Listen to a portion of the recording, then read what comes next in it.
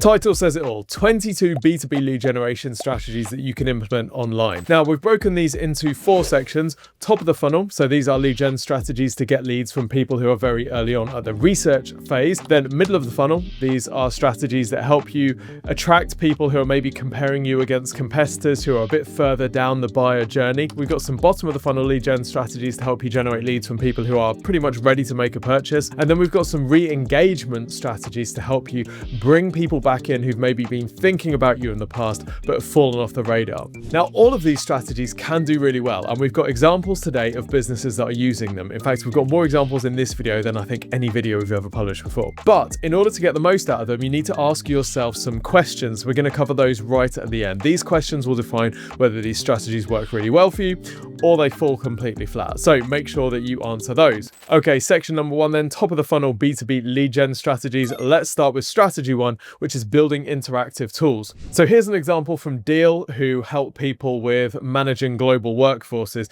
They've got an employee cost calculator, which is very relevant to their target audience. So when you're building an interactive tool, you typically want to build something that's useful to your target customer. And the strategy basically is that you help them to do some small part of their job. So for example, if the HR person wants to calculate the relative cost of hiring people from different countries, they can do so with this calculator. So how does Deel generate leads from this? Well, there are 2 ways. You can either gate the answers, so you require people to give you their contact details in order to get the answer, or now that they've been on this page, you know that they are a good potential customer for you, so you can then retarget them with ads. Here's another example from our friends over at Profound. They help people work out what their visibility is in AI search, and they've got this AI search visibility index. Who is interested in this? Well, the marketers at each of these businesses in all of these different categories, and they can generate leads from this in 3 ways. Firstly, they can hope that people landing on this page are going to check out Profound and click the CTA button, or they could gate the results, or they could retarget people who visited this page with ads later on. Now, these tools don't have to be fancy or expensive to put together. Here's the Fleetio Fleet Doc Compliance ROI Calculator.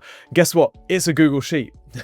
But to download it, you've got to give them your contact details. They know that if you're checking out something like this, you're going to be a potential customer for them. You know that putting this calculator together is going to take you a bit of time, so this would be a great time saver, and therefore you're probably happy to put your details in. Now, if you're really smart, your interactive tool is going to help your customers spend more money with you, as this example from Tracksuit aims to do. Tracksuit is like a brand marketing platform, so they help you work out how much you should be spending on brand versus performance marketing. Of course, they'd love it if you spent more on brand marketing, because then you'd use their tool to monitor it. Strategy number 2 is to publish original research and white papers. Again, to see how this works, let's take a look at some examples. Back to Fleetio, here is a practical guide to multi-location alignment. This is a white paper that they've put to help fleet managers do exactly that, lead capture. Here's an example by Darktrace, the cybersecurity company, the Chief Information Security Officer's Guide to Cyber AI, categorizing the use of AI in cybersecurity. And to get the white paper, of course, you have to download it. Now, if this is your job, you are interested in this type of thing, and of course, these white papers are going to be packed full of Darktrace use cases,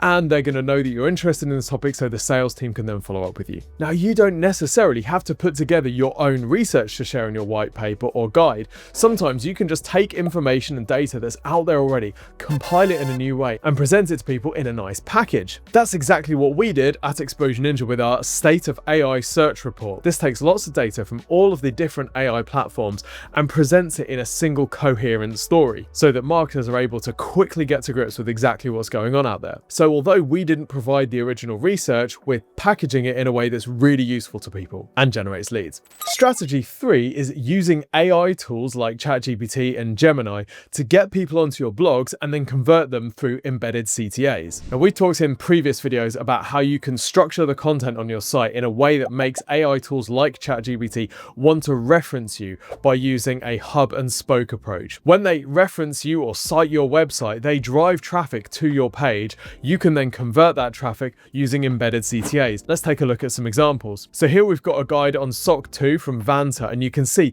this page has lots of CTAs on, so it's ready for the traffic coming from the likes of ChatGPT ChatGPT. We've got the request a demo button. We've got this report that's popped up here. We've got the white paper, and notice how that white paper follows us down the page that's always visible. Owner sells restaurant management software, and they've got this great guide on restaurant SEO, and of course, there are CTAs embedded in it. Now, because they've done a great job of publishing content online in a very structured way, they've built visibility on the rest of the web, they get traffic from tools like ChatGPT driving people to this page. And of course, there's a couple of CTAs. You can get the free demo, or if you want a lower commitment version, you can see your website's grade here. Wise does a similar thing. They've posted this guide on how to handle late payments for small businesses. Funnily enough, that's a great target audience for them. When people land on this page, then of course we've got these calls to action throughout the page, pushing people into registering for What is Business. And just in case you missed it the first time, it echoes down the page. Marketers in all different industries are having to work harder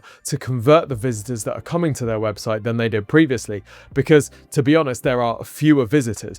AI is grabbing a lot of this traffic and holding it to itself. So when you do get people coming to your page, you need to make sure that you've got calls to action which are sufficiently compelling in order to generate that lead. So for example, here we are on Linworks. We've got the request a demo button again. We've got this state of your commerce quiz. We've got ebooks. We've got links to other guides, webinars, more guides, another link to the quiz, another book, the shipping and fulfillment report, the webinar. You get the point. The idea is to give people lots of different alternative calls to action so that they can convert on whatever they are most attracted to. Strategy number 4 is to get active in the communities that your target audience is spending their time in. Now, the ideal situation here is that you actually own the community like Vanta does. They've built and they maintain this community for their target customers, and they design this community to incentivize advocacy behavior. Things like helping other people to discover Vanta by sharing your success story. Traffic Think Tank is another example of a community. This one collects people in the world of SEO. Now, this is slightly different in that it's an entire business. It sells training and events for that community. But just because you're not a training or community business doesn't mean that you can't have a community for your brand to collect your target customers. You can then share your calculators, your interactive tools. You can do research with your community to collect people's perspectives, turn that into white papers, and then promote it back to them. You don't necessarily need to monetize your community directly. You can make it free, like CMO Coffee Talk is, which is just a way of collecting CMOs. They get value from talking to each other and meeting each other. Your business doesn't necessarily have to do a huge amount other than facilitate those conversations. Strategy 5 is to start a value-first newsletter. So this is not a newsletter where you just talk about your product's latest iterations and the things that you're great at and share the update that Sue from Accounts' cat has just had 6 kittens. The point is to build a newsletter like Move the Needle from Databox that people find legitimately valuable. Think about creating something free that is so valuable people would want to pay for it. So it helps them to do some aspect of their job, or it collects news and information from your industry and gives people a central place to consume all of that so they don't have to do the hunting themselves. And notice how Databox has a separate page for their newsletter. They really sell the benefits of this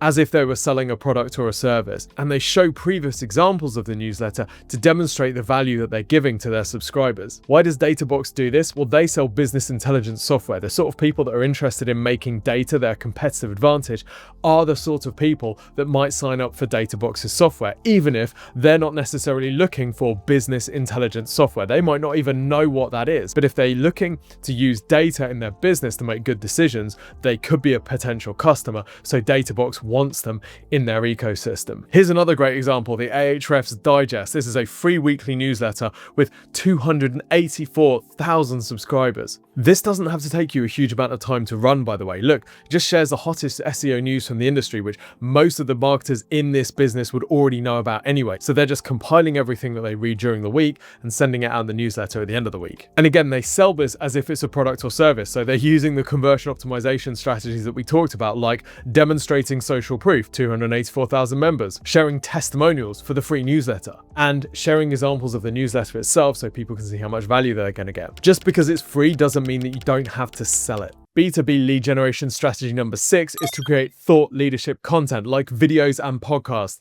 Videos can be an amazing way to build a relationship with people in your target audience. If you're educating them about something that's specific to your industry, or you're sharing results from your business in a way that actually helps your audience get closer to their goals, that can build an incredible amount of rapport at scale. Now, it's one thing to just publish videos and podcasts. Of course, you need to make sure that you include calls to action which are relevant relevant to your target audience and match where they're at in the funnel. So for example, if you're a digital marketing agency creating a video about B2B lead generation strategies, you know that your target audience is going to be B2B marketers interested in generating more leads. Therefore, you might want to offer them a call to action that gets them closer to that goal. For example, if you want to generate more leads from your website and your digital marketing, request a free digital marketing review from the team here at Exposure Ninja. We'll take a look at your website as it is now. We'll have a look at all the different promotion channels that you're running, whether it's SEO, Google ads, Facebook ads, LinkedIn ads. We'll take a look at what's working really well for you, what's not working so well, and interestingly, what your competitors are doing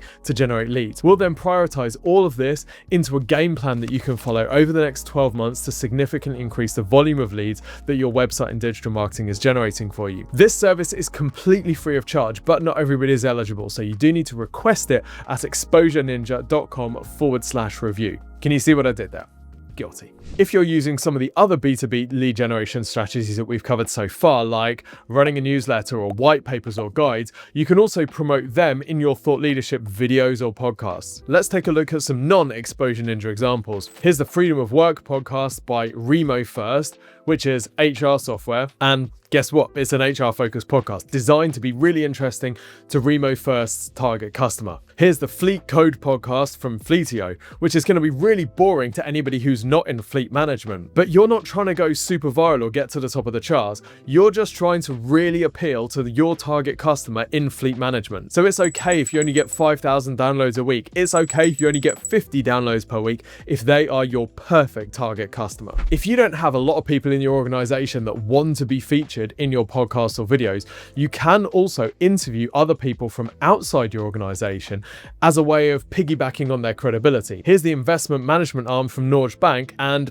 I mean, to be honest, they don't really need much credibility, but they generate even more by interviewing some of the biggest names in finance on their video series In Good Company. If you've got multiple target audiences or you've got a range of different products or services, there's actually no reason to stop you having multiple podcast series targeting those different audiences. And that's exactly what Linworks does. They've got these different series which are targeted to people who've got different challenges. They've got selling strategies, which is how to use different platforms to sell. They've got Find Your Next Marketplace, which is about choosing the right selling marketplaces. They've even got a series on delivery and fulfillment. Now, what I would say is if you're going to embark on having lots of different series running in parallel, you need to think about how much resource you actually have to dedicate to this, because just running a single series can be difficult. You might think, I've got loads of ideas from our podcast.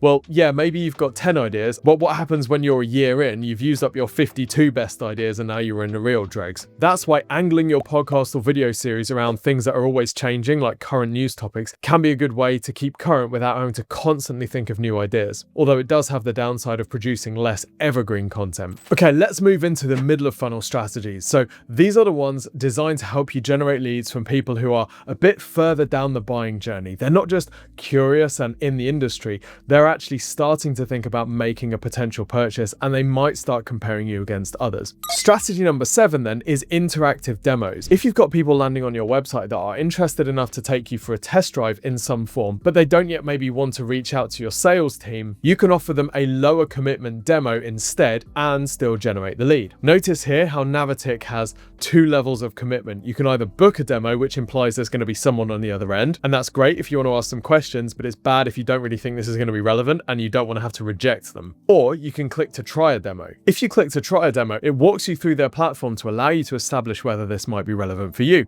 Once you get to the end of that, you've got 2 options. You can then either book a demo if you've now qualified yourself enough, or you can go on to learn about another one of their features. On Pendo's website, their interactive demo takes you through the experience of using the service. Rather than just giving you access and hoping that you navigate your way around, it has these really helpful tooltips that explain exactly what's going on and how to get the most out of their offering. Whenever you're doing this, it's a really good idea to have next steps always visible in case somebody sees this and goes, yep, that looks right for me. As soon as somebody is ready to take that next step, you want to make it very seamless for them to get to that next step. So start for free or get a demo are the perfect secondary calls to action to have on this page once someone's using the interactive demo. B2B lead generation strategy number 8 is versus content. This type of content is fantastic because you can get it ranking in search, and AI will often cite this type of content in its responses. And it's perfect middle of the funnel content because if people are evaluating you versus a competitor, this is where you get to set out your stall and explain why people choose you against that competitor. Look at this punchy example from FreshBooks. UK small business owners prefer FreshBooks, sorry, QuickBooks. Now, of course, you know what to expect. You know that you're going to get a table that shows FreshBooks as being absolutely amazing while the competitor is horribly limited. But don't dismiss this as being sleazy or below the belt. If you genuinely are better than your competitor in some areas, you need to be proud of that and stand up for it. Make it easy for your customers to make a decision by showing their vulnerabilities against your strengths. They're probably doing it on their website. You don't necessarily want to gate this content with a call to action form. You want this content to be visible without people having to give you their contact details. But of course, when someone is on this page, you know that they're in that evaluation mode and you know that they're on the edge of converting with you. So you want to make sure that you've got calls to action throughout the page of various degrees of commitment. And you also want to make sure you're remarketing to people who are landing on this page, knowing that they are most definitely in market. Look at this great example on the Contrast website where they compare Contrast versus Livestorm. Look, we've got CTAs all over the place. We've got book a demo, start for free. We've got these that drop in the middle, and then we've got these middle CTAs that pop up. Then we've got a CTA that pops up after page scroll on the right hand side as well. So you're never too far from a next step call to action. Now, a variation of the versus content is competitor alternatives content. So people might go onto Google and search for alternatives to Zoho, and Monday has put together a guide on alternatives to Zoho. Guess who's going to come out on top of their 7 Zoho CRM alternatives to try in 2025?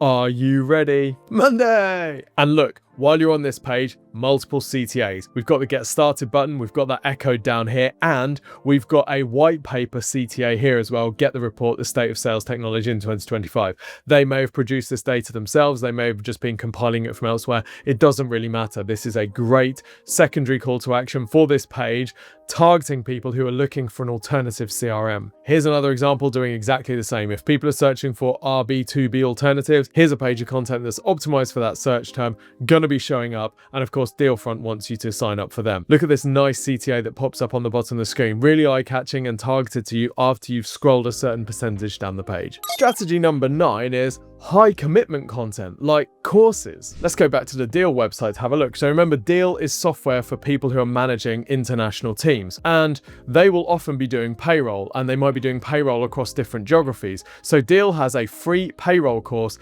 International Payroll Fundamentals. What are you going to learn on this course? Well, you're going to learn how relevant Deel is for people who are doing international payroll, obviously, but you're probably going to learn other stuff as well, which is going to be really useful. And because there's high perceived value in a course, they've gated it with a lead capture. Now, if you're cynical, you could say this is basically just a guide. This is a guide that they've written. Yeah, there's 23 lessons, but it takes about an hour to get through, which is about as long as it takes you to get through a good guide. So what they've really done is they've written the guide and then they've packaged it up and made it higher perceived value by framing it as a course. Don't hate it, just implement it. Here's an example from Pendo. Now, they're offering a product-led certification course, grow your product-led knowledge and advance your career.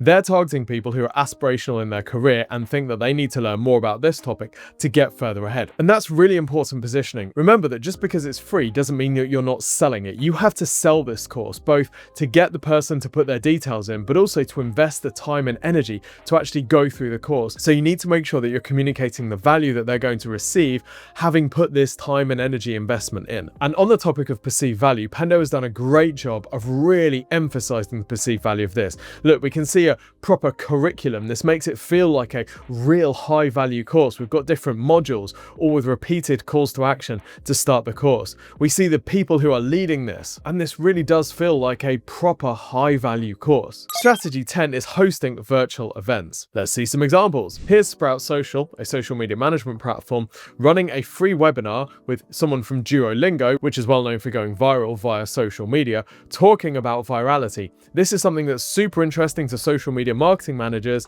and Sprout Social is a social media platform. So Sprout Social is carrying out a webinar, bringing in someone who is a real game changer in the space to share their expertise. High perceived value, and Sprout Social gets the leads of everybody who is interested in this topic, and pretty much all of them will be potential Sprout Social customers. Here's another example. Gong has brought in someone someone from Anthropic to talk about how they do B2B sales. And of course, not only does Gong get to capture the contact details of the people that are interested in this, but the webinar is most likely going to feature a whole bunch of Gong references, Gong examples, and Gong sales pitches. And by the way, if you're enjoying this video and you want to see some Exposure Ninja webinars about how to generate more leads through your digital marketing, you can do so on our website. These webinars also have light lead capture on them. So when you click to view a replay, it asks you to submit your details. And that's a fair trade that most people are happy to take because the value of the webinars is so high. Now, if a webinar feels a bit too formal and a bit too prepared, you can just do what Huntress does, where they just have fireside chats. And these are just conversations that people can listen into. And because these fireside chats are sort of different every time, they don't really have a specific pitch about exactly what you're going to get from it. Instead, they just talk about learning from your peers, getting actionable strategies, general things which are going to be interesting to people. And that, remember, in a lot of B2B companies, the people in those spaces can often feel quite lonely and disconnected because there aren't necessarily huge communities out there in a lot of industries. If you can provide that sort of sense of, hey, you're not so alone, you might do really well with this type of fireside chat strategy. You can make your videos or your meetups seem even more high perceived value by turning them into live events that people can tune in online. This means you can build up anticipation on the run up to the event, then you can have people watching and engaging live, and then you can promote the replays after the fact. That's exactly what Deel is doing here with their Global Mobility Summit, which they held online, and you can now watch the replay on demand afterwards. To increase the perceived value, they give this a typical sort of conference format where they've got agenda, they've got keynotes, and they've got different rounds. So this distinguishes it and increases the perceived value over just a webinar, with of course the downside that it takes a little bit more coordination. B2B lead generation strategy number 11 is, if you really want to take the events thing to the next level, you can host your own live events. Now, live events come with pros and cons.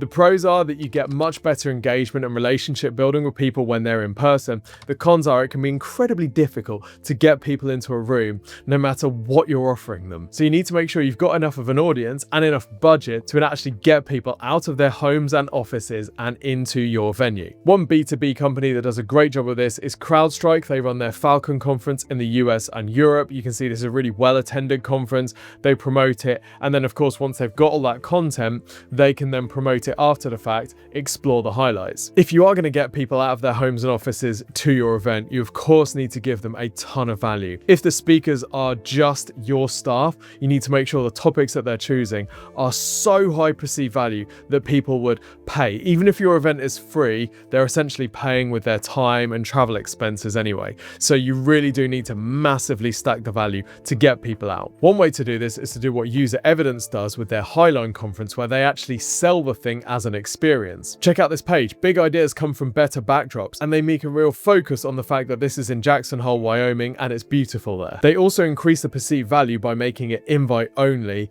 and telling you about who's not going to be there, i.e. anyone who's going to try and sell you something. The only people that they want selling anything at this conference are obviously their own sales reps. And look at this, they've recognized that this is a lot of effort for people to get to, so they explain why should you make the trek to Highline, and one of those features is experiencing the area that they have it in. This reminds me of an old story that I heard Dan Kennedy talking about, where they were trying to get people to this dentist conference or something like that. Anyway, the ads that they ended up running were pictures of people playing golf, and they just hosted it at a golf course because they knew that that's what people were really going for. And by the way, events don't have to be huge. Take a look at what Capsule do. They run these dinners. These are with a very small selected audience. They present these as VIP dinners, and that both allows them to have much more interaction with the people that are turning up, but also makes it okay for there not to be hundreds or even thousands of people there. And they run these dinners at different areas, allowing people to come to their local one rather than having to trek across the country or across the world. Strategy number 12 is case study libraries. There are great ways to do case studies, and there are dumb ways to do case studies. The dumb way is this. The dumb way is the way when you talk about how great you are and all of the amazing things that you did for your customers. The great way of doing case studies is by presenting your customers' success, knowing that other people are going to want that success. And that's exactly what Octopus does in their case study library. Octopus does another great thing in that they make their case study library filterable so people can find relevant examples to them. You can choose your industry or you can select multiple industries, and here we've got examples of businesses that have got the results that you want. That's a lot more powerful than when somebody reads a case study about someone who's in a completely different space or a completely different stage. The temptation when they're reading a case study about someone at a completely different business or space is, yeah, that worked great for them, but it won't work for me. Whereas if I can show you an example of a business that's just like yours, who got the exact result that you're after, that holds a lot more credibility. Now, one of my favorite ways to beef up a case study library is just by overwhelming volume. Check out what Storylane does here. Storylane is a software that allows you to build interactive product demos. Look at the volume of case studies that they're sharing here. The impression that they want to give is that whatever space you're in, whatever business that you're in, there is an example here for you. And of course, you can filter these by industry. Now, I'm going to be honest, they could be making more of this. They could be generating more leads here, because although they're showing all of these great examples, we've got these sticky CTAs, but there's actually no other CTA down the page. We've got this one here, Tour with Santa, as well, because it's almost Christmas. But what I'd love to see is find out how you could get these results for your business, book a demo with one of our team here. So, something that's a bit more tailored to where the customer is at. If they look at this and go, yeah, this looks pretty good, I'm ready to go, how do we then move that person into the next stage of the conversion funnel? B2B lead generation strategy number 13, luckily for you, is creating problem-specific landing pages. You've probably got two types of customers. Customers who know they need what you sell, and customers who have no idea that they need what you sell, but they do know that they've got a problem. This strategy is designed for that second group. People who know they've got some pain, but they don't necessarily know how to solve it. And that's where problem-specific landing pages can generate you a lot of leads. Here's HR tool HiBob and their page, which is targeting people who need to put together an incident report. They may have never done this before, so they are going to value a free template. Now, isn't that generous of HiBob? Well, of course, HiBob knows that people who are putting together incident reports are HR people, and their organization is at a particular maturity level where they know they need to put together an incident report, but they don't yet have a process for this, i.e. they will be perfect customer for HiBob's platform. This is like those tour operators that hang out at airports looking for particularly touristy looking people who have just got off a plane. They know that person is wandering lost, and they know that person is here to do one thing, see the sights. 5 minutes ago, you weren't necessarily looking for a tour guide, but maybe I can give you some tips on things to see, and maybe then you might come on my tour. And this is a strategy that works really well. Here's another example from HiBob, helping people put together professional development plans. They know that people who are starting to do this are in organizations that need HR support, and that's exactly what HiBob does. This is a perfectly tailored offering for people in the middle of the funnel. You've got two options here. You can either give people this information completely free without necessarily asking them for any contact details, or you could gate this. For example, you could give them a basic version of the template and then say, if you want our full guide and our full template pack, just put your email in here and get access to it. That would probably be what I'd test here if I wanted to generate more leads from this page. But the fact that HiBob has the request a demo button there means that they'll probably catch some people, and then they can always retarget people who've landed on this page anyway. Strategy number 14 is actually using other people's websites to generate leads for you. The downside is you're probably going to have to pay them. Let's take a look at how Capterra is doing this for Cognism. So if you don't know, Capterra is like a reviews site, a bit like G2. It has third-party reviews of different platforms. This is their page on Capterra where people can come and read the reviews. But you can also get a free trial directly from this page. So you don't have to go to the Cognism website if you don't want to. If you've read these reviews and you like the look of it and you like the pricing, you can just go straight into booking a free trial. But it doesn't necessarily have to just be free trials.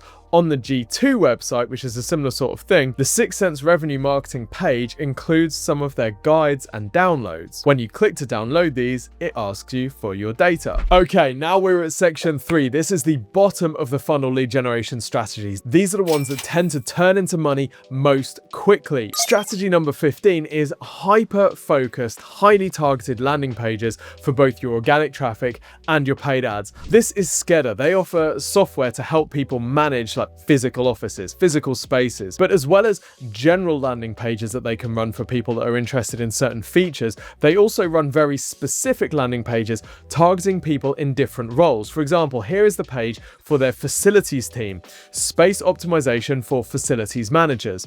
What they can do on this page then is tailor every part of their message to the goals of facilities teams. What they're looking to do is resonate with those people more than the other alternative pages pages that they're going to be seeing in their Google Ads results. Now, we've got quite a lot of clients in legal, and with legal, you can often spend vast amounts of money per click on your ad budget. What you really need to do is convert as much of that traffic into leads as possible because the CPCs can be so high. So the name of the game here is hyper-specific landing pages. Here's an example. This isn't an Exposure Ninja client, but here's a dedicated landing page for doctors that have been accused of healthcare fraud. Because this is such a specific landing page, they can focus all of the content about their track record in this area, including their recent successes, building their credibility in this area. They've got 2 CTAs on this page. They've got the phone number, knowing that the half-life on legal queries can often be fairly short. As soon as someone's engaged with a particular law firm, they might shut down other inquiry lines with other businesses. So if they can get them on a call, great.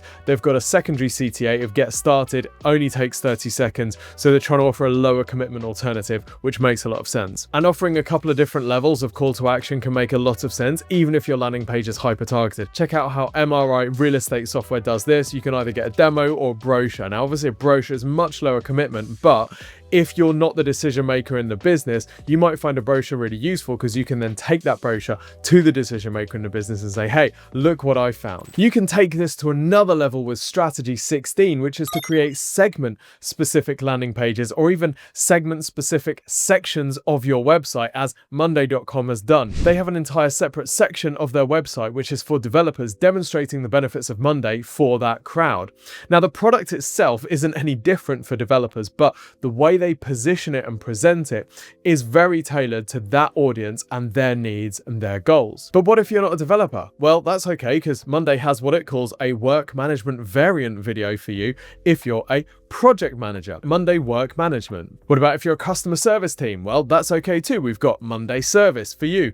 And you can see it's basically the same functionality, but just presented using the language that that audience is most familiar with. And you often see this with software companies that have flexible software that can be used in different ways by different parts of the organization. For example, ClickUp has separate sections on their website for each of the different types of teams that use their software. Again, the entire purpose of this is so that if I'm HR, I click on there and I see all of the messaging about ClickUp tailored to me and my goals. That increases my likelihood of becoming a lead rather than if I'm just being pitched generic software and it says, oh yeah, by the way, it does work for HR. Here's one more example with the sort of data enrichment platform Apollo. Look at this. In their URL, they show personas. They've actually mapped out different personas, and here's the RevOps persona. Now, I can bet they've done their analysis and they know what their typical RevOps person looks like, and that's a pretty good amalgamation. And the same rules of engagement apply. All the content on this page is targeted at people in RevOps, whereas here is the same software being sold to account executives and founders.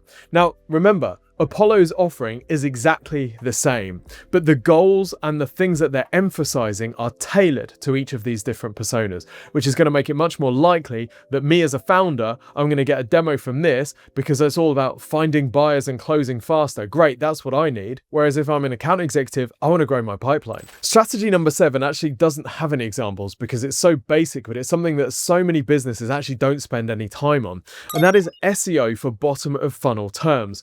Things like buy HR software, best HR software. Yes, a lot of these are competitive, but many businesses just don't have a strategy targeting these bottom of the funnel terms, despite the fact that these are very popular search terms that people are searching every day who are looking to buy that software. I've noticed almost a tendency to give up on bottom of the funnel search terms, just assuming that they are too competitive. But don't do that. Somebody has to win. Now, if you're an underdog and you think, yeah, but Tim, SEO for our bottom of the funnel terms is like really competitive, it's stupid competitive. Well, check out strategy number 18 then. That's AI search optimization for those bottom of the funnel terms.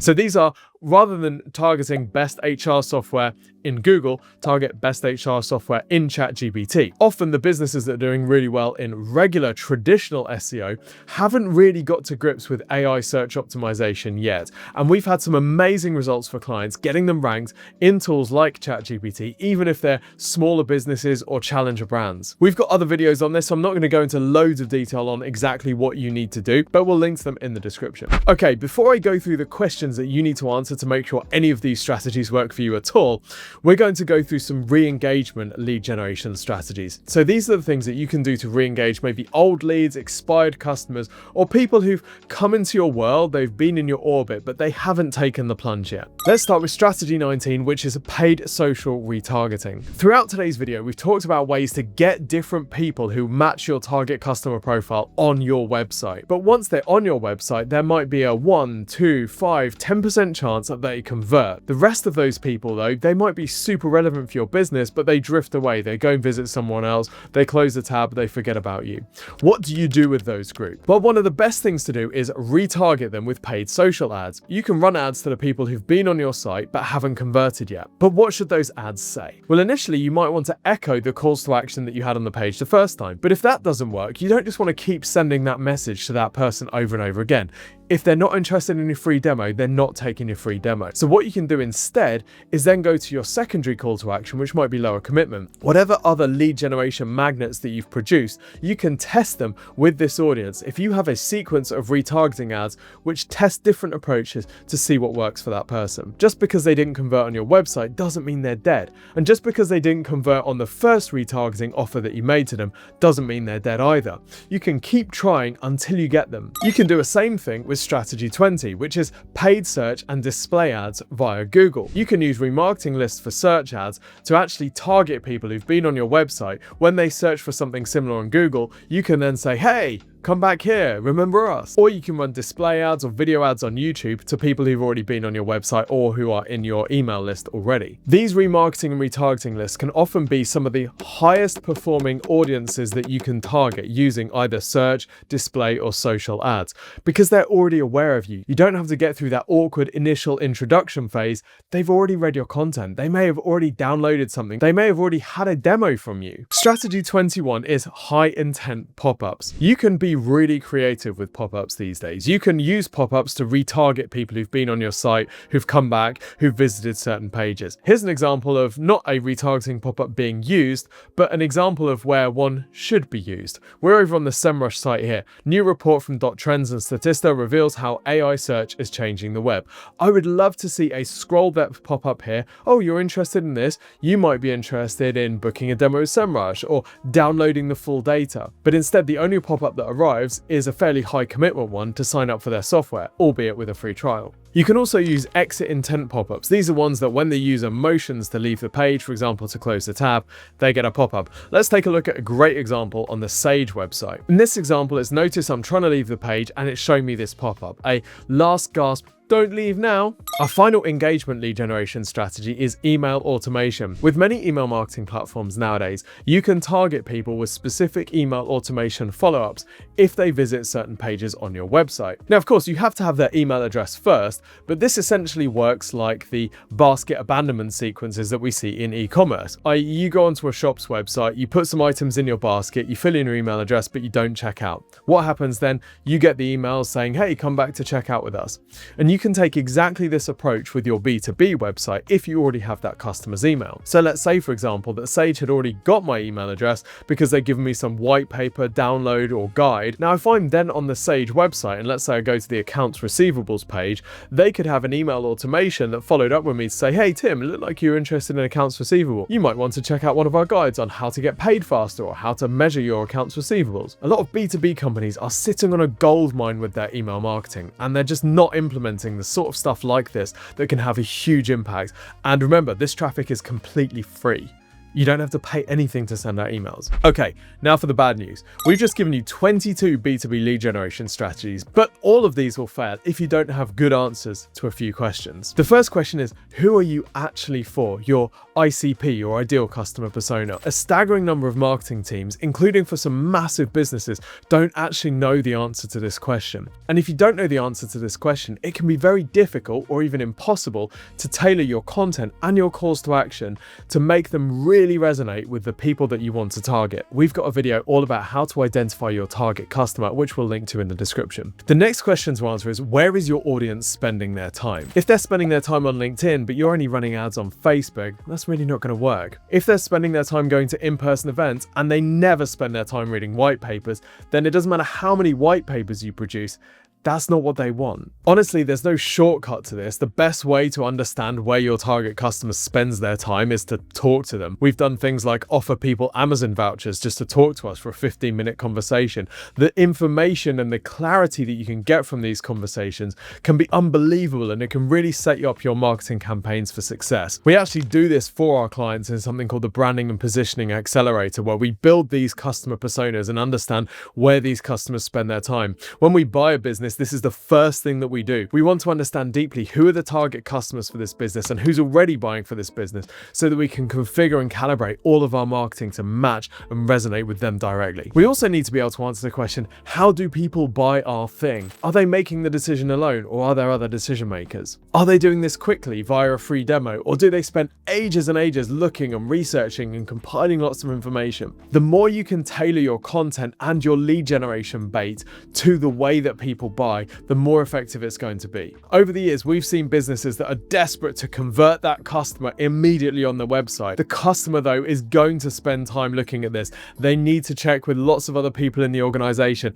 Doesn't matter how tantalizing that call to action is, they cannot take that action alone. So the marketing needs to reflect that. For example, by giving that person assets which they can share with others on the team, so that the organization as a whole can come to the conclusion to buy from you. Finally, of course, none of these strategies are going to perform well for you if you don't have enough traffic coming to your website. So check out this video, which shows you the best digital marketing strategies to apply to get more traffic to your website.